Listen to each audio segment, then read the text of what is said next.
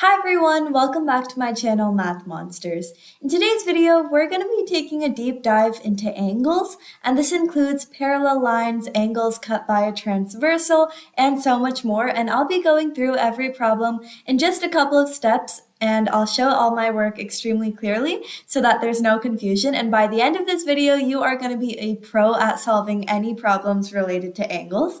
So let's get right in. So today's topic includes parallel lines, transversals, corresponding angles, alternate interior angles, supplementary angles, and like I said, we'll be diving deep into each and every one of these in all of the questions.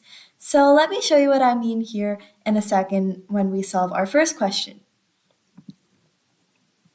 If corresponding angles are congruent and one angle is 68 degrees, what is the matching angle? And here we want to remember our first fact that corresponding angles on parallel lines are always equal. Let's reveal our first step. The key idea here is that corresponding angles are always equal when lines are parallel. What we want to apply is that one angle is 68 degrees, so the matching corresponding angle is also 68 degrees.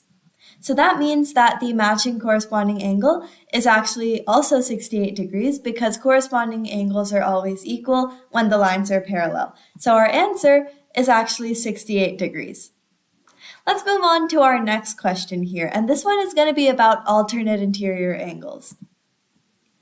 An alternate interior angle measures 113 degrees. What is the angle across from it inside the parallel lines? And here we want to know that those angles are also equal. So the key idea here is that alternate interior angles are congruent when a transversal crosses parallel lines. A transversal is basically a line that cuts through two parallel lines in this case. So here we want to substitute the value of the interior angle, which is given to be 113 degrees. So if one interior angle is 113 degrees, then the other interior angle is also 113 degrees, meaning that our answer is 113. Let's do one more question here. This one is about supplementary angles.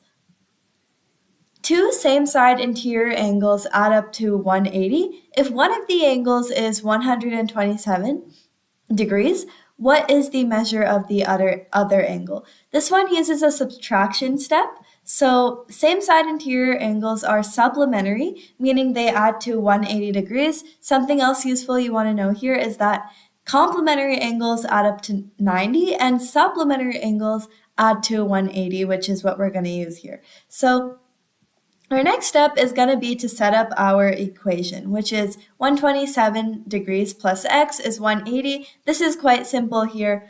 We just solved to get that x is equal to 53, and that is our answer.